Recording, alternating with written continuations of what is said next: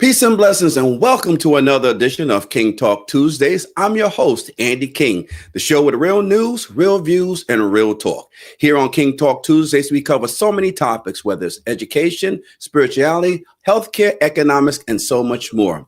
King Talk Tuesday airs every Tuesday at 7 p.m. on Millennium News 24, as well as our Facebook and our YouTube channels. We also are streaming at 7 p.m. on Roku TV, Amazon Prime, Horizon Satellite, Apple TV, and Smart TVs, and so much more. We also air at 9 p.m. on Optimal Channel Systems, Channel 70, as well as Fios Channel 2136. You know what I always say, right? People pay attention to people who participate. So tell a friend and tell a neighbor that King Talk Tuesdays is airing right now. You can send a thought or a question or a comment to our King Talk Tuesdays email, which is kingtalktuesdays@gmail.com. Again, our email address is kingtalktuesdays@gmail.com. You know what I really just want to know? There's so much happening in the world.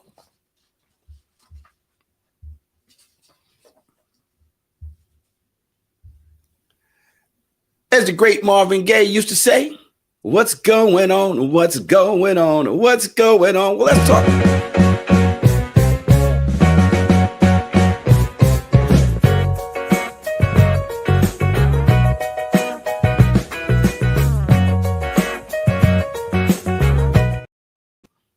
Oh, yeah.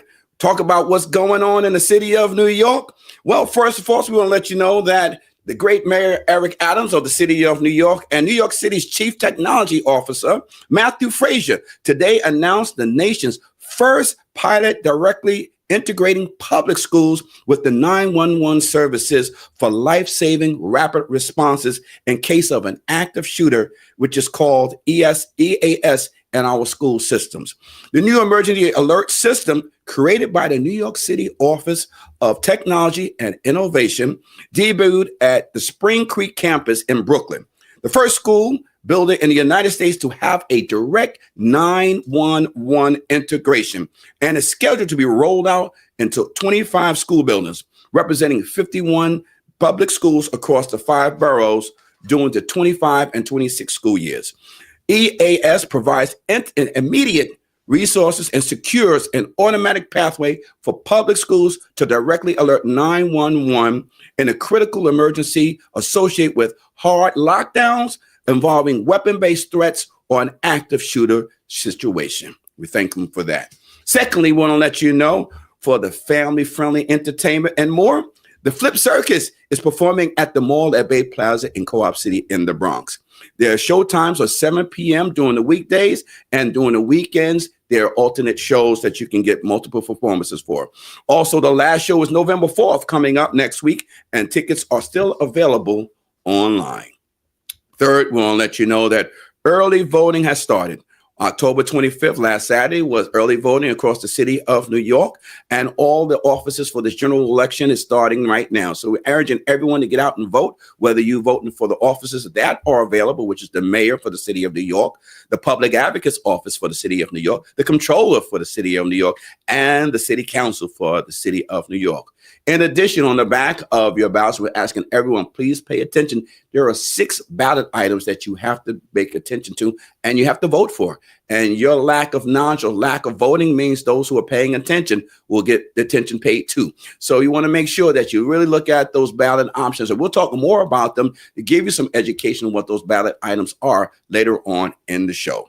But right now, we want to welcome our guests here to King Talk Tuesdays. We have 2 guests who are here for the first time to chat it up with us about what's going in the world of politics today. First, I want to welcome my good friend, a good man who's been out there on the streets activating and just doing what he can do to help young people. But more important, you might have seen him on the big screen from time to time, because that's what he does to make a living and show the world his many talents. We're going to learn more about his story, who he is, and we thank him because he's also the judicial delegate for the 68 New York State Assembly District. Ladies and gentlemen, welcome to King Talk Tuesdays. My brother, James C.B. Gray in the house.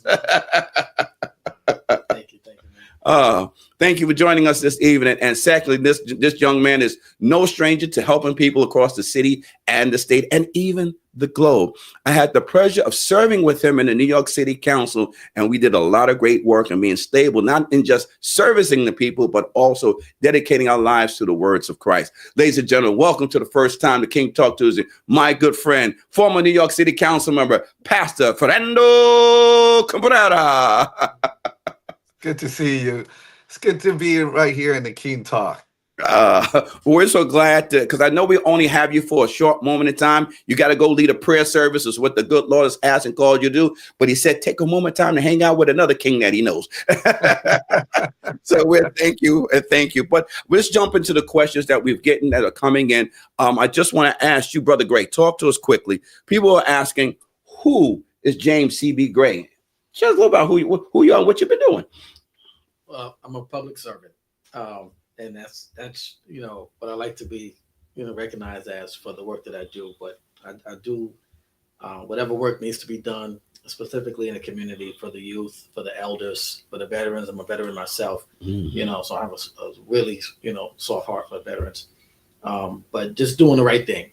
I don't think there's enough people really taking the initiative to do better and to help others. So that's one thing I'm just always encouraging people. But for those who don't know me, yes, I was just recently elected a judicial delegate for the 68th Assembly District. I'm also the board chair of Street Corner Resources Anti-Gun Violence Organization. We have one of the biggest contracts out of the Mayor's Office for the Cure Violence Campaign. Dr. Aisha Sekou is the CEO and founder of that organization. Vice president of the Strong Enough Achievers Foundation out here in the Bronx under Dr. Philip Jordan. I do a lot, what I'm saying? But I try not to get too wrapped up in the titles. Although I'm the CEO of the Hip Hop Fraternity, which is one of the fastest growing hip hop organizations in the United States, and the only hip hop organization that's teaching hip hop artists about the business side of the music industry. We're trying to really right the wrongs from that generational curse of being ripped off. Right. So I got a curriculum that's about to be flushed out into a couple of colleges once the accreditation department gets done, with their assessment. But it's looking really good. Okay. I think it's going to help a lot of people who are interested in music. I'm also the director of Ice-T's Men's Health and Wellness Foundation, which was called Men's Wellness, and I'm sorry, the Men's Awareness Foundation. Oh, okay. Mickey Benson, he's the one that's, overseeing it and working for years with Ice-T to develop it. I just recently came on board because we have, similar interests. Right. I was doing a lot with the Men's Health and Wellness. And then when they heard about it, they're like, yo, we need to work together. And I'm all about working together with like-minded individuals and organizations. So, Well, that's great. I mean, I got to say, I don't know. It must be 2 or 3 of you running around because you got a whole lot going on. And God bless you for B12 and Jesus. Well, thank you for getting. hold on real quick. I Yes. also have a voter registration program on Rikers Island. Oh, well, we definitely have to come back and talk to that when we get into the government conversation. Yeah. So, Pastor Cabrera, Councilmember Cabrera, we want to know a little about what has the world looked like since you doing things still with government, after serving in the council, doing pastoral work. And I know one in another lifetime you used to do popping too. We talking about hip hop, breakdown music out there, spinning on your neck and all other stuff too. Talk a little about what's happening in the world of Fernando Cabrera. Yeah, I'm gonna need James to be my agent or something, because I go back to 1981. I was one of the first pop dancers back then with electric boogaloo, chain reaction. We used to go in the same club back in LA. But doing great. I'm living my best life right now. Just a year and a half ago, I was at the mayor's office I was a senior advisor to the mayor in the community affairs office, and as you know, we both served together in the council. And before that, I worked as program director, graduate program, Mercy University. I started the first mental health counseling graduate program in the state, and also ran the counseling program. Worked in a rehab program, was a director as well. Worked in public schools.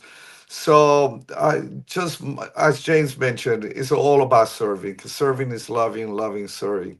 And so, but right now I'm pastoring the church, New Life Church, and those are curious to see it, New Life Bronx. And we have 42.7%, almost 43% of our people now in our church. Get this, you're going to love this, Andy. Are young people below the age of 30. And this is unusual. The national average is 10 to 15%. We've seen a tremendous move of God. And if I could just go a little deeper, I mean, Please. I never see anything like this. I mean, the phenomenal growth. In 1 year, we went from 380 to 850 in Easter, almost 1,500 people. Wow. 2 weeks ago, we saw 127 people get healed. I never seen anything like that. And so we're really turning people on to seek God, to pray, to spend time in His presence. And we've seen the transformation. I mean, families restore, people coming out of drug addictions and just breaking bondages. So as you can imagine, I'm very excited at the age of 61 to be doing this level of work, but still concerned. And what's Mhm. going on in the city? You know, we had this big election taking place Right. next week, and we need to be engaged. We need to be engaged, and we cannot let off. Whether somebody's in office or not, we have to be involved because everything rises based on leadership. So true. So speaking of leadership, I'm going to double back to you, Brother Gray, before we have to go to a quick break.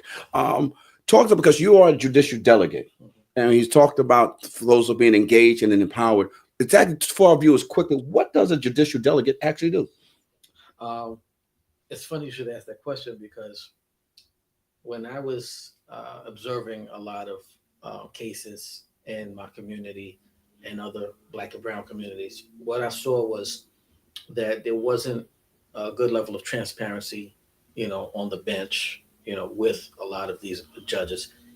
And I said, man, how can I be involved in the equation where we could, have a say so in not only who sits on the bench, but what the criteria is and how we can select people that are more transparent and like minded. And, that's when I heard about the whole judicial delegacy and how to really go about, becoming a judicial delegate.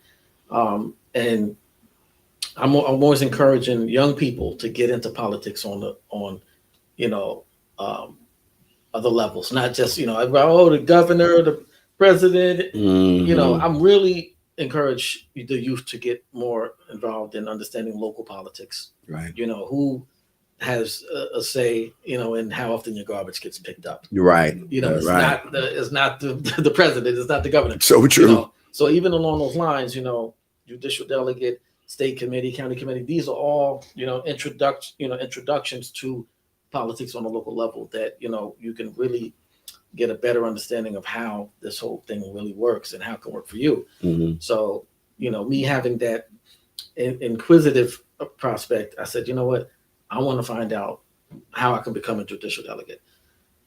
And went through the process. I started talking to my guy, Raul Reyes, who's the president of the El Nuevo Caribe Democratic Club in East Harlem.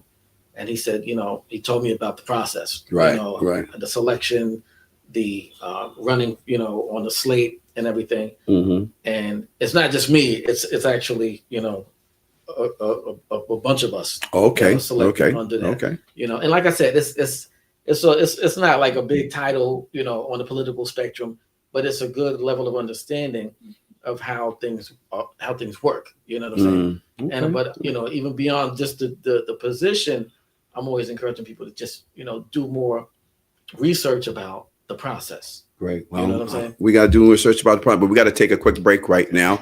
And we're going to come back to you, council member, pastor, man of God, brother, just to be from another mother, Fernando Cabrera, when we come back from this break. But as being spiritual as he is, we all are. We want you all to just take heed to the word of God. And we're going to be right back on King Talk after this break from Israel, United in Christ.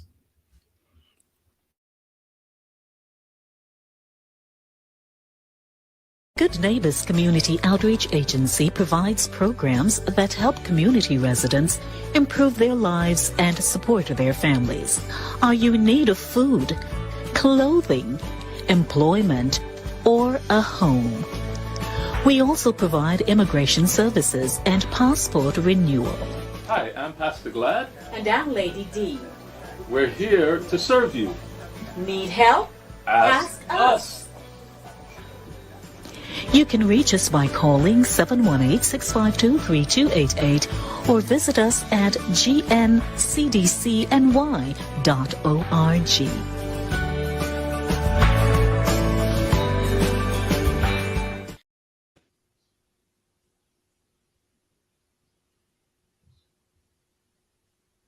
Welcome back to King Talk Tuesdays, the show with real views, real news, and real talk. I apologize. I know we were going to have a spiritual word from Israel United in Christ, but we'll get back to them a little later. That was Good Neighbors, and we want to thank Good Neighbors and Pastor Pitt and Pastor Glad. And they have a new executive director, Anicia Nelson, and Lady D. We want to thank them for all the work they do in the borough of the Bronx to feed folks, find immigration services, and just being there for folks in times of need. But we're back to talk about politics in today with pastor and former council member Fernando Cabrera and judicial delegate from the 68th New York State Assembly District, James C.B. Gray.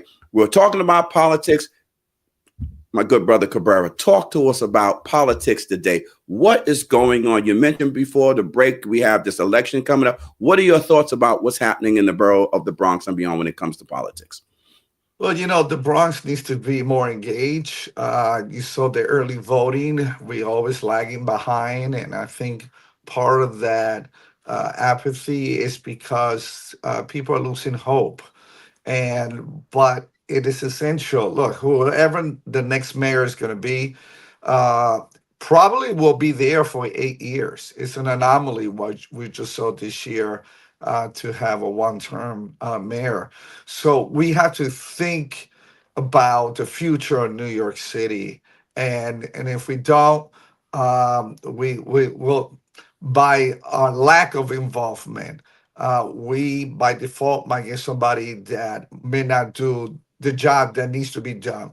And having worked with the mayor, I have to tell you, that is a 24-hour job. I was with him in several events all day, although including Puerto Rico when there was the earthquake over there, and rather the hurricane. And I see him get 3 hours sleep and work 21 hours. I mean, it's just that type of a job. And so we better get engaged. It matters. It matters. I'm personally, I don't know if you want to know my views, but We do. King yeah. Talk show, real news, real views, Okay, and real got talk. it. Drop it on. Love it. Drop it on. Love it. Well, I'm supporting Cuomo, and I'm going to tell you why. We need somebody with experience. You can't have a novice. When you look at Mandani, who he only passed 2 bills. The first bill, he didn't even show up. Had the worst attendance in all of the assembly. You got to show up. This is a kind of a job. You Right. have to show up. You can't just do politics. Mhm. And we need someone that has a proven track record. And I know we all know nobody debates that. Right. And so resumes matter. I think resumes matter. The patterns tell you what's going to happen in the future. So I'm giving him full support. We've seen the numbers. They're climbing and climbing and climbing. As a matter of fact, the latest today's statistics, if he keeps going the speed that he's going and Mandani keeps losing the support, he will be the winner. And so this is why we need to get involved. We need to vote. And I want to encourage people, vote early. Election days, if you go to Co-op City, I think you know full well, that was your district, you could be waiting 2 hours to vote. You can go tomorrow, just go in, vote, and quickly get out. And so, and you don't want to leave it to the elements Right. as well. And so, but I'm fully engaged in supporting, and I want to see him in office and start January 1st. He can start bringing change. We need more changes in New York City. Mm. So you mentioned about politics and that we don't need somebody who is a novice and who constantly plays politics and doesn't have a track record and a resume that demonstrates they can get the job done. Talk to us a little bit about politics and how does it has an impact on government? Well, politics impact on government, it can go a couple of different ways, but like Mr. Cabrera said, the experience is something that can help to reflect the change that's needed. It's also something that can help prepare you to make better decisions. I'm really big on that. Experience. I have a lot of experience in a lot of things, and I really can't wait to get to the point to put a lot of this stuff to test. But until then, I'm just still doing work. But like you said, that experience really helps. Is what we need right now to get New York out of this slump. Like there's so many pits and slumps that we're falling into because it's like the political infrastructure is what we have to maintain in order to get to the next level, in order to maintain and still bring up. Like there's other cities that are more progressive than us in a lot of ways, but the people think, oh, New York is number one. When you start looking at some of these other cities that are being, thinking outside the box, that are really selecting people that understand the terrain, the demographic, the politics. Right. You get a better outcome. So Cabrera, I know we got a few minutes before you have to go. Just quickly, we're talking about politics. How do you think, and we're going to jump in this a little bit more later, but I just wanted to get your thoughts on the politics on the national stage. How do you think what's going on at the national stage? And again, we have a shutdown, we have a leadership in President Trump. Your thoughts? I'll be honest with you. I'm shocked that I tell you what we need to do. We need to require for congressmen, whenever they have a shutdown, for them not to get paid. Just like all the other federal workers not get paid, they don't get paid, because this is ridiculous. That people, and next week, we're in a few days, we're going to have people with a SNAP. I mean, this is to have cities carry that load and come up with a plan of feeding people. Come on, you can't, they have to come up with a plan. They need to meet together, get in a room, don't get out until you come up with a solution. At the very least, come with a skeleton plan that the basic needs are provided. Is this unexcusable? But I tell you, if they were to do that, that should be the first bill that should pass right now. And I guarantee you that from now on, we won't have what we're seeing right now.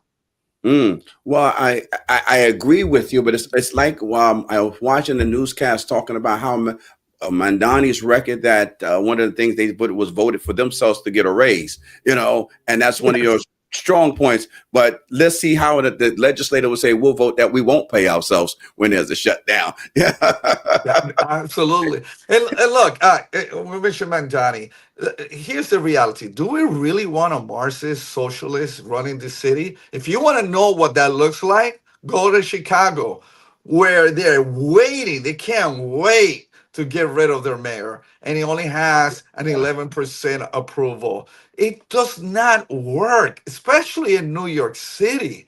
Do we need to fix certain things here? Absolutely.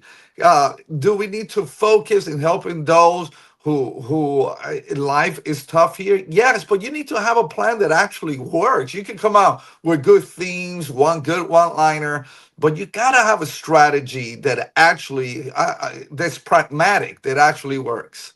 And you obviously you haven't seen anything that's come out of the Democratic nominee for the race for mayor.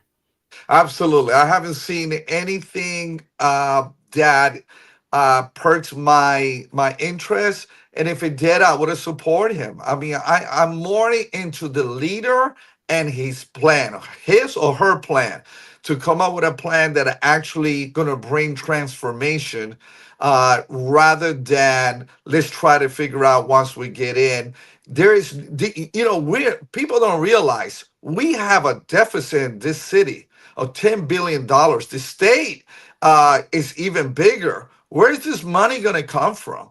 I could come up with great ideas, but if there's no money to do it with, especially in the condition that we are fiscally in the city, we just giving false dreams, false advertisement. There's a name for that. And so I think it's time for us New Yorkers to buckle down and say, hey, if let's take the names away, and if I were to look at their plans and I were to look at their resume, who would I choose? And it seems obvious, and I think this is why you see the momentum right now. Very obvious. The momentum is in Cuomo's side, and hopefully he'll be victorious Tuesday. But that will happen when people come and vote. So we gotta tell people, vote, vote, vote. You gotta vote. Your vote is your power. Your power is your vote. Before you go, the vote, the ballot items on the that the people have to flip over 1 through 6. There was one of those vote proposals that fast tracks and eliminates the power of the city council members to get housing done in the city of New York. I don't know if you had a chance to review of them. Do you support any of these things? Because it's a way to take away deference from a council member. And I just want to get your thoughts as a council member. Yeah, I have mixed feelings on that because, as nobody knows a district better than a council member. I think that they were doing that because there are districts. Look, only 6 districts have carried 80% of all this affordable housing and when it comes to shelters as well. So I think that the intentionality of that bill was to force their hand in certain affluent district for them to help carry the load when it comes to affordable housing units. So it's spread out. And I think that's the intention of the bill. You see, it's going to come down to who's going to have the power, right? Because it could work against a council member who has the best interest. And if you see that, they're going to have a board. So you're transferring all the power to that board, and it could get political. What about if somebody don't like you as a council member, or they don't like your party, or they don't, it's those are the variables that people have to look at. Well, I think that was a clear example of what they did to the 13th council member, Christine Mamarano, when it came to the casino. While the residents in the 13th district said, thank you, but no thank you, the rest of the Bronx delegation teamed up on it and said, no, we're going to do this, and took the power away from the individual member. Now they're going to be crying that this resolution, the ballot proposal, goes against their power. Well, y'all just did the same thing to one of your own members. Hey, be careful what you ask for. You might just receive it. Absolutely. You're right on point. Right on point. Hey, it's always great to see you, Pastor Cabrera, and I thank you and I appreciate. Give hello to the family, to the missus, and to the congregation. May God continue to watch over and be with you. We got to do this again. Indeed. God bless you all. Thank you. Listen, we are at halftime of King Talk Tuesdays, the show with real views and real talk. So we got to take a break, and let people know what's going on. So whether you are a good neighbor or a message from Millennium, but we have to take a halftime break, and we'll be back on King Talk Tuesdays right after this. Hello viewers, you are watching Millennium News 24.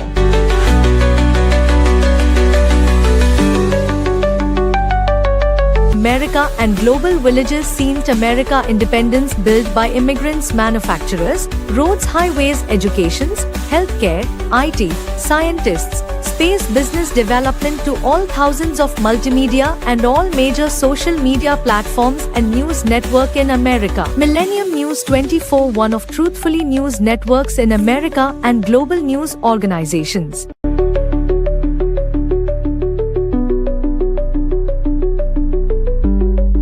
Please watch, follow and subscribe. We are in iOS and Android devices, Roku, Amazon, Apple devices, all smart TV, globally Horizon satellite, social media Millennium News 24, Millennium TV 24.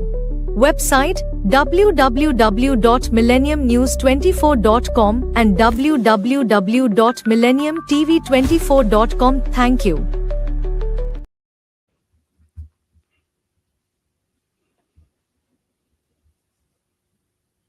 Welcome back to King Talk Tuesdays. I'm your host, Andy King, the show with real views, real news, and real talk. Here on King Talk Tuesdays, we cover so many topics, whether it's education, economics, healthcare, spirituality, and so much more. King Talk Tuesdays is live 7 p.m. on Millennium TV News 24, as well as our Facebook and YouTube channels. We also are streaming on Roku TV, Amazon Prime, Horizon Satellite, and all smart TVs. We also air 9 p.m. on Optimal Channel 70, as well as Fios Channel 2136. You know what I always say, right? People pay attention. So tell a friend, tell a neighbor. It's halftime at King Talk Tuesdays. Send us a quote or an email. Have a question or suggestion at kingtalktuesdays@gmail.com. Again, our email address is kingtalktuesdays@gmail.com. But at the halftime of every show, we've been on the air for the last 3 years. We were a podcast and we were radio at one time. But I always ask the good Lord to drop a little something on my spirit, just to share with our listeners, our viewers, about what's happening with ourselves, with the world, but understanding the world of spirituality. So many of us on this globe lack it. We're in search of something that we don't even know that we're in search of. But the good Lord has always offered up the plan to us. He's offered up the scriptures to us. For me, it's the Most High in Christ that I stay connected with, because all the trials and tribulations I've had to manage, and I still got to manage them today, he carries me through those great moments, those dark moments, those challenging moments. So I ask you all, when you find yourself in that space, call on the Most High in Christ. Trust me, if you don't, you can't trip and fall. Concrete hurts. So why not let him carry you through those moments instead of scraping up your knees and breaking your ankles? Because he said he can, I can't, he can. So why not let him? So I pray to you all today, as you move forward in this globe today, and you move through the city of New York and the Bronx, do all that you can to help a friend, help a neighbor, help yourselves through prayer. Prayer works. So when you're out there trying to find what's right, what's left, what's up, and what's down, ask the good Lord and higher power for the strength, and do it through prayer. Pray for yourself. Pray for your friends. Pray for your neighbors. Pray for your enemies. Pray for your friends. Pray for your frenemies. Just pray for your community, but just pray, because prayer definitely works. And we want to thank you again for tuning in to King Talk Tuesdays.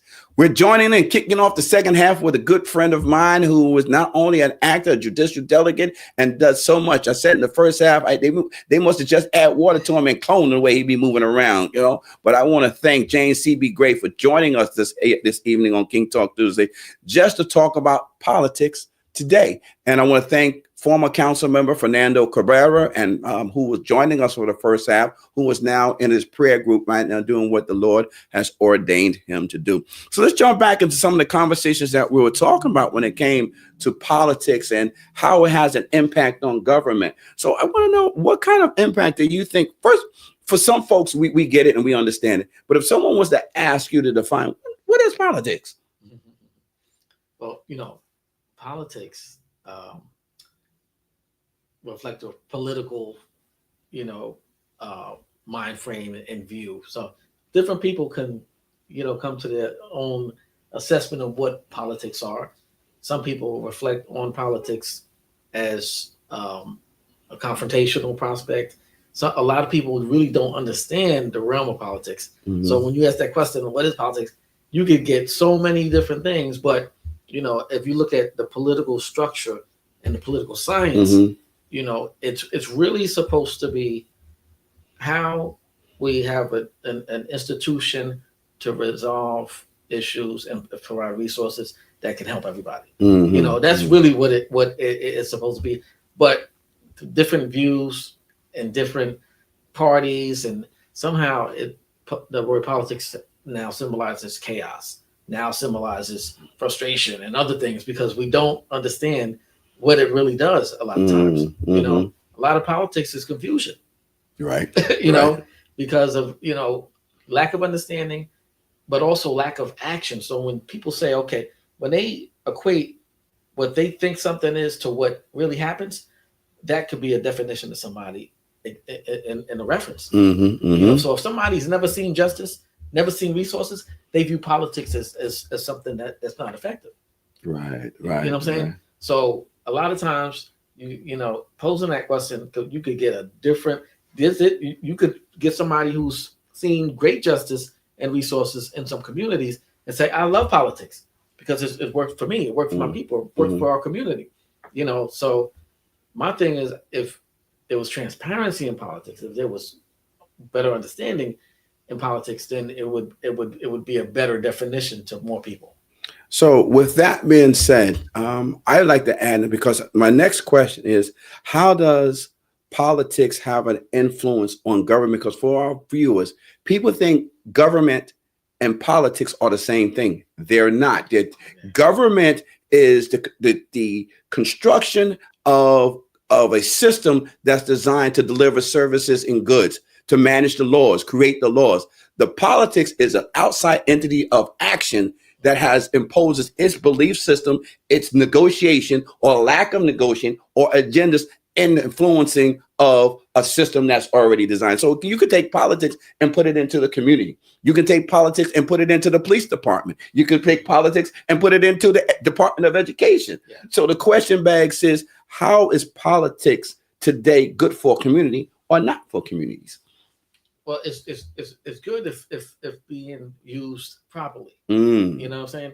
Like I said, I was an activist who got into politics because I was tired of begging politicians for money to bring back to the community. And I really was like, yo, listen, this is where it's supposed to go. I can, you know. So I got tired. I said, you know what? Let me see if I can be the one to, you know, influence that or make that happen even more effectively. You know, so. And, you know, like when I say I'm a community servant, you know, that's really what I am. You know, coming out of activism into that, you know, realm really helped me to have a better understanding of how important it is for us to have the proper resources, us to have the proper people in place to represent the people, you know. But on the flip side, politics can be the bad thing too. Talk to us about that, because I think people need to understand that there is two sides of that coin. And does I'll use this term, the dirty side of the coin outshine the shiny part of the coin? Yeah, it's just like police officers, right? Most people think that most police are bad because of that small, you know, demographic of bad cops. You know, even when I became a victim of police brutality, I never utilized that as a reason to hate cops, because I knew that there's a lot of good cops out here. Right. And the same thing in politics for politicians. You know, there's some good politicians, but you know, there's some good bad ones too. That bad batch represents, you know, the eternity for some people who may have seen injustice on one level. You know what I'm saying? If you look at somebody who's been a victim of police brutality, 9 times out of 10, they're going to hate all cops. Right. True. You know, and that's what happens on a big scale when it comes to politicians and the politics. So the politics could be applied to anything. You know, it's just a way of the way that things work.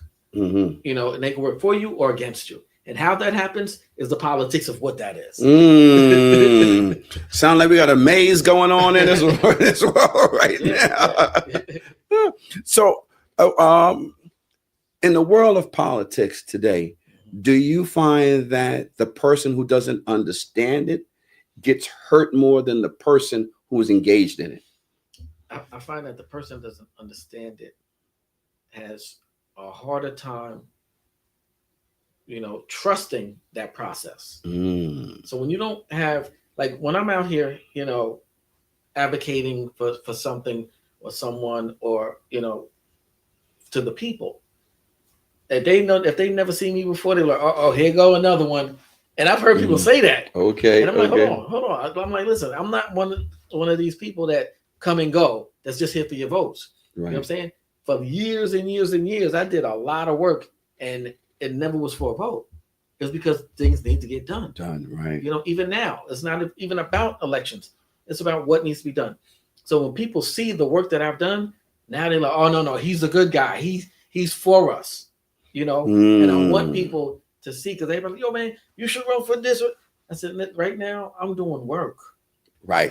This is the proving grounds. And I think that more politicians should go through the proving grounds in order. Look at Adam Clayton Powell. When Adam Clayton Powell ran for office, nobody cannot still tell me who he ran against. You know why? That's true. Because he was so effective at his approach to providing resources to his community, especially to the Black and brown people at that time, that there was no question of what was he's going to win or not. This is why when people say, "Yo, when are you going to run?" I said, "Listen, by the time I run, it's going to be an Adam Clayton Powell effect." Right. You know what I'm saying? Okay. Because of the work that I do, people know me. They know what I do. They know there's no hidden agendas. There's no tricks or politics. You know what I'm saying? Yeah. This is the real deal. You know, the way that my brain functions is so logical that there's no room for confusion. There's no room for any deceiving. You know what I'm saying? Deception in the game, huh? That doesn't help the people. Right. You know what I'm saying? At the end of the day, do unto others as you had them do unto you. But at the same time, what can I do to help others? Selfless service is such a big component of, service. Yes. You know what I'm saying? And a lot of people don't understand that. Most people I know got into politics to make money. And I'm like, yo, that's crazy. Because now that's like at the expense of someone's resources, at the expense of justice. You're just here to make money. And that's one of the things that really messes up the system and messes it up for people who really need to believe in the system. So when you're saying, how does that, this is so detrimental that it affects us in a generational prospect. You know what I'm saying? And it's sad that it comes a point that people get in it for the money. Yeah. I was having a conversation earlier with another constituent in the Bronx, and she was just demoralized by how this system today, that she was looking at Washington, how so many people became millionaires and got wealthy and went there. And because it blew my mind that you go and you get a $235,000 job, and within 2 years you worth $5 million. Yeah. I don't know how that happens. I was a city council member and we made 142 or something like that, but there was no inside anything and to do anything differently to create this great eagle's nest that some of these folks have accomplished. And at the end of the day, how does the people work? We have a few minutes before we go into our last break, but I do want to start adjusting and talking about what is going on in Washington, D.C. Because that's a game of politics that I really don't understand. So before we go into the lead it, talk to us a little bit about this government shutdown. What is that all about? Oh man. Well, now a lot of people don't really understand why we're in the shutdown right now. And for those who are trying to understand, it's even harder when they start finding out what this thing is really about. Because when I ask people, what do you think happened? And they say, oh man, Trump is trying to pull the plug on us. He's trying to shut down the food stamps. And I'm like, okay, do you know this for a fact? And I'm not advocating for Trump or anybody. I'm advocating for the people at all times. Right. But when I did the research and I found out that it wasn't the Republicans who pressed the button on the shutdown. Okay. And see, this is what a lot of people don't know. Yeah. It was the Democrats that pressed the button on it as a response to something that was taken out of the budget.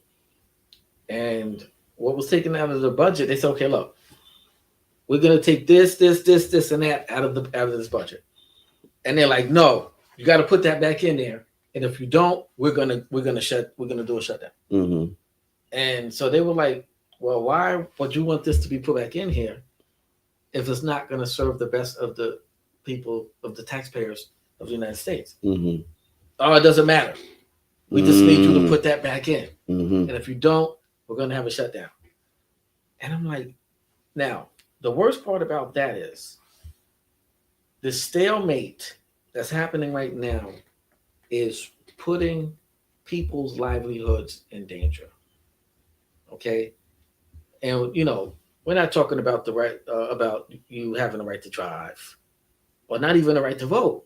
We're talking about you some people having the right to eat. And with that, I want you to hold that thought, because we're going to take our final break, and we're going to talk about those who might not be able to eat, and those young souls that I heard the governor talking about. We had to put them in to make sure no young tummies are hungry. Yeah. And I get the messaging, but it all could have been averted from the start. So we'll be right back after our final break on King Talk. When we start talking about our children, this message is going to come from a youth program who's been serving the borough of the Bronx for 20 years. We're thankful and grateful for their longevity. We'll be right back on King Talk Tuesdays after this message from the Bronx Youth Empowerment Program. The Bronx Youth Empowerment Program, YEP, is a youth organization that has served the Northeast Bronx for 17 years. During our tenure, we have provided recreational and educational forums that have nurtured the growth of many youth in the community. YEP has also serviced hundreds of youngsters around New York City. YEP's target audience is youth from the age of 11 to 18 with the goal of helping youth become productive adults.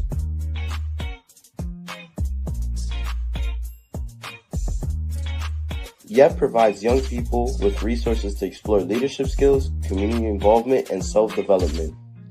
YEP consists of weekly and bi-weekly informational sessions with guest speakers from professional, political, and entertainment arenas.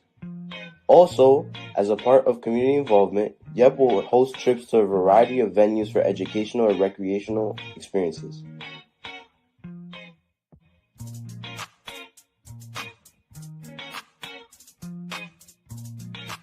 As we continue to partner with other local organizations and serve our community, we will strive to unite and develop the youth in our community. The mission of the Bronx Youth Empowerment Program is building mind, body, and community.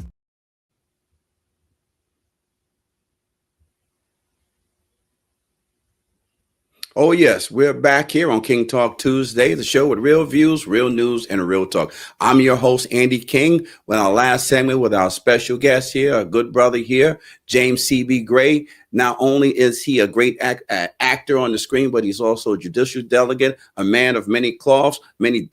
He's like James Bond. He got a lot that he does to save the world and save people. So I'm thankful he's joining me. And before we went to break, we were in the midst of talking about the shutdown, what's going on, people not understanding the real truth. So I want you to talk a little bit, but I want our viewers to understand. You mentioned that people don't understand it was the Democrats that pressed the button.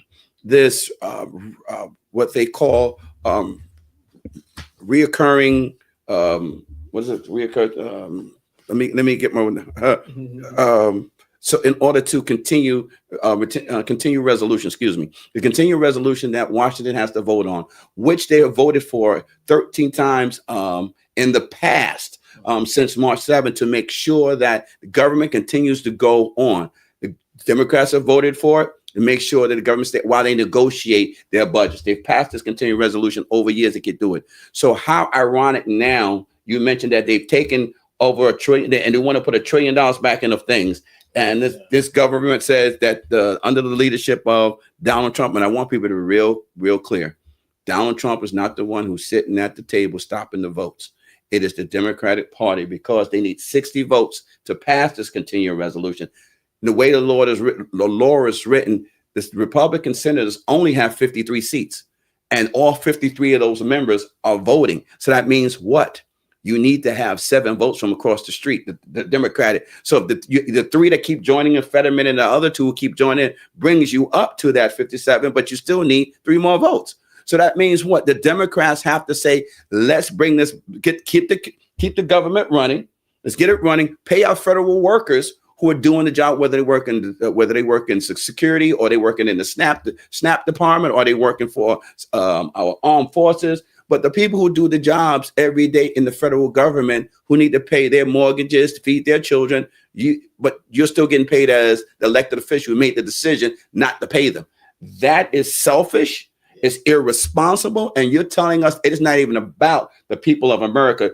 We're so desperate in this fight to beat Donald Trump. We could care less what we do to the people of the United States of America. And it's not fair. And I hope everyone remembers, when it comes election time, who you should be voting for. Someone who cares about your interests, not their own personal fight. That has nothing to do with keeping your lights on, keeping your children fed, and keeping a roof over your house, and keeping essential services. So I want people to understand those numbers, because like you said, First thing you start talking about a shutdown, they throw Trump's name out like Trump did something. Where at the end of the day, this is Congress and the Senate's problem. It's not the president who he can get in the room and vote. It doesn't work. The rules don't work that way. So I ask us all, before we start feeding into those sound bites and running down the street on fire on somebody else's narrative, get the information. Exactly. You know. Exactly. Yeah, you know, in 2019, when there was a government shutdown, we went out to the federal building downtown, across from the Supreme Court, and we stood with the union workers, you know, and I did a interview at the press conference. I spoke at the press conference, and it was that's back when I was with the National Action Network, and I said on camera, you know, to Donald Trump, I said, you know, when he quoted, he said that if there's ever a government shutdown, the president should fix it. And that's what he was saying to Obama. Obama was in office. He said, if there's a government shutdown, the president should fix it. And it's his fault. So then when in 19, when it came around to him, and he was in office, and there was a government shutdown, I said, yo, you said that if there's a government shutdown, it's the president's fault and he should fix it. You know what I'm saying? Well, you know, it's interesting because no shade on the president, or no lack of shade on the president for those comments. But what tends to happen, just like people run for mayor, they run for government office. Once they get in there, they realize the rules are different than an opinion you can have before you sit in that seat. And you sit in that seat, you're like, oh, okay, I can't do that. Oh, I can't do this. Oh, that's not my responsibility. Oh, I have the power via the Constitution, the state constitution, the rules of engagement. So we all have to be better, even those who are running for office, and hopefully in it for the right reasons, like you said. Yes. But talk to us a little about, you know, we're talking about Washington right now. Everyone is, you know, I don't even call him the orange hair man anymore because it changes on me. But his leadership around the globe, you know, we've had wars. He's come in and he's used whatever political capital that he has to try to slow down wars, stop wars. Looking at the budget that the government has been spending money, which he believes in, with Doge and everybody else who he's brought in to try to uncover what's underneath this rock and figure out how to make sense of it. And people can't figure it out that he looked underneath the rock and found all this stuff. And as opposed to him saying, you found what? It's saying, how dare you look underneath that rock and get mad at what he found? See, this is where the transparency comes in at when it comes for the best of the people. Because they found a lot of money. Yes. They found so much money that Trump was trying to give every American citizen $5,000. Right. Yeah. And they Democrats, no, we don't want it. And I'm like, yo, some people need this money, you know. But, you know, like it's so hard not to choose sides. But with me, I'm so rooted in facts, statistical data, and because I do a lot of research. And when you start hitting people with the numbers and the facts, you start to really see who's really in it for solutions. You see what I'm saying? And you start to realize that there's not a lot of people who are solution based. Right. You know, a lot of people are put in place and, you know, bought and manipulated and you know, blackmailed to do things that serve certain agendas and entities. Right. So at the end of the day, the people's best interest is really not always in mind. And the people have no idea because they don't understand politics. They don't understand the system, the structure, or the playing field. All they know is they have a problem. And once they find out who can help them with that problem, they try to get to that person by any means necessary, ultimately to find out that this person's not even interested in helping them. You know what I'm saying? So now they hate politicians. And no matter what you do, I'm not even a big politician, but people come to me all the time like, yo, man, I need you to help me. If I walk into a courthouse right now, yo, I need a lawyer. You know, and I'm like, no, I'm not. Even when I was doing Legal Night with Reverend Sharpton's National Action Network, we had about 10 attorneys on stage. You know, and I'm over here coordinating. Right. But everybody thought, I was like, man, we want you to represent us, man, not them. I said, no. These are the lawyers. I'm not an attorney. You know, they like, what? Man, you dress better. Not only have the dress code, which has to be respected, because this generation, I've watched some of these so-called elected officials or individuals who say they're in the positions of helping folks, their appearance is deplorable. And it's not one that's stately. So how can I respect it? And more importantly, the things that come out of their mouths is even more someplace. I'm like, I don't even know who educated you or whose agenda are you really reading from that you thought that was okay to bring it to this family who's in need of this brother's in need of that. And if you use a good word, community servant. Yes. And I relate to that because when I was in city council, I used to don't call me a politician. I said, you curse at me if you call me a politician. I'm a community servant and focus on how to find solutions to help us to our issues, not always navigate the politics to figure out what works for me, because politics only works for the individual who's navigating it or trying to manipulate it or manage. It doesn't work for the masses. And they give the perception that it works for the masses, where we got to say, I don't know. But I see our good friend, Councilmember Bob Holden, is joining us tonight. It's good to see you, Bob. How you feeling? I'm feeling good. Getting colder, though. Getting colder.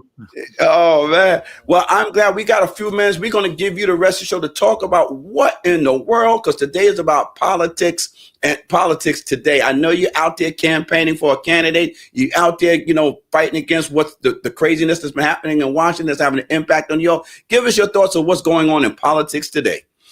Well, I think you guys were talking a little bit about politics. I don't like to be called a politician either, because I'm not from that world. So, and by the way, you were right to the hilt. I always admired the way you dressed. You showed up with a tie, sometimes a bow tie, but that was okay.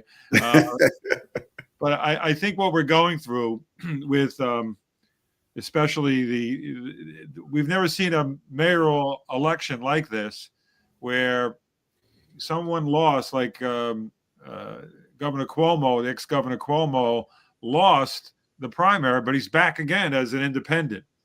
And the Republican candidate, they're asking to drop out, but he's a major party candidate. And we know him, Curtis Sliwa, he started the Guardian Angels in 1979. And I remember taking the train back then, the F train into Manhattan, my job. And I welcomed when I saw the Guardian Angels, when the cars were all graffitied. It was not a good time in New York, a lot of crime, but the Guardian Angels were welcome. So that's why it's kind of curious. We have this newcomer, Zohran Mamdani, who nobody really knows, but he's just trying to sell us a bill of goods, I think. And I don't believe him. So, and he hasn't really done anything. So Governor Cuomo is an opponent, obviously, and so is Curtis Sliwa. Governor Cuomo is targeting Mamdani, obviously, and saying that he doesn't really have a resume. And I remember at the debate last week at LaGuardia Community College, Curtis Sliwa said, Mr. Mamdani, your resume would fit on a cocktail napkin. Which was accurate. And if you want free everything, by the way, I lived you weren't around when the Soviet Union was around. Were you, Andy, so much? I remember when it existed and it fell apart. Yes. Yeah, you remember that. And you remember Cuba, right? Everybody remembers Cuba. Oh, yes. The Kennedy days. Yeah. So these are socialist countries, and their system didn't work. I mean, if you looked at their grocery stores, there was a line around the block, and there wasn't many things on the shelf. But Mamdani wants to create government-run grocery stores. Does anybody think that will work? Not in a capitalist society. It doesn't work. And that's what we're for free enterprise. That means if you work hard, you apply yourself, you work night and day, you'll succeed in life. You'll succeed in America. You'll succeed in New York City. So that's what we live by. But Mamdani believes everything should be free. Everything, buses should be free. There should be groceries, stores that are giving out food, and housing. You want to freeze rents. Well, there's something called a landlord that has to maintain the property, and you can't freeze the rent automatically. The mayor can't do it. There's a rent guidelines board that you have to go through. Yes, the mayor appoints the members, but there has to be a give and take with the landlords. If you give everybody free rent, who's going to invest in the property? And the rent's frozen. Right. It doesn't work. And Governor Cuomo knows that.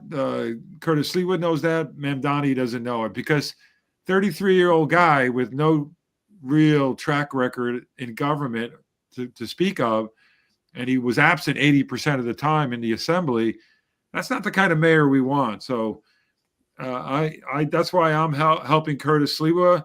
I just don't believe Andrew Cuomo is going to change because he was disgraced and he caused all this. He did raise the age. Remember that? Yes, I do. Yes, I you do. were the criminal justice. Were you chair at the time, right?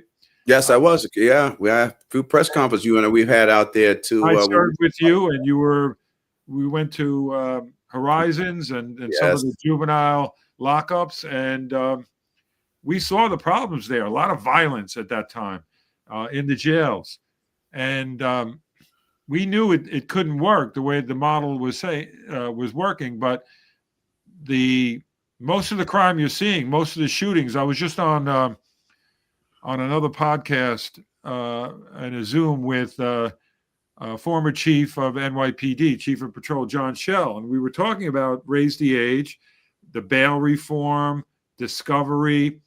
Discovery is very harmful, where you have to give your, let's say, the lawyer for the defense, all the information within a certain period of time, 45 days. And many times the evidence comes in, and it comes in last minute, and you couldn't get it in the 45 days. Right. They That's throw so the case out.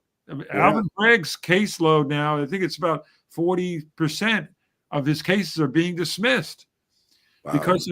Mostly because discovery, and all the DAs are telling us that they can't meet that. And how do you tell a victim who's been attacked that we're going to let you, the person that we were charging with, we're going to let him go because we couldn't meet the discovery deadlines. Right. Well, you know what? That's why he has an opponent challenging him in his race, and we'll see how that plays itself out. We keep in New York City safe. He has two opponents. Wow. Which could be a problem, couldn't it? Right. I'm gonna give you some final words because we've just went over time. So we need to wrap up. But when it comes to politics today, what do you want to tell people, whether it's from what's happening in Washington or just right here in the city of New York? What would be your final words to them in the next 30 seconds? We have to be smart at the polls coming up on November 4th. This early voting now. Please vote, but vote for public safety. Vote for quality of life, and do some research on the candidate. Don't just blindly vote party line down the road, because I don't do that. I do some research on the candidate, and I'll talk to the candidate. So if the candidate is in your district, ask questions, but be a smart voter, and let's stop electing people that are unqualified. And Andy knows there's a lot of unqualified council members in the New York Council. Yo, so God be with us. Well, I thank you, Councilmember Holden. This was a delight. After the election is over, hopefully we can get together and chat it up again. And peace and blessings to you and the district, and much success on your campaigns in the future. Thanks so much. Thank you again, Brother Gray. I want to thank you. You got any final 5 seconds you want to share with the folks? I just want to thank you for having me. Without this brother, man, we'd be lost, because he definitely is connected to the youth.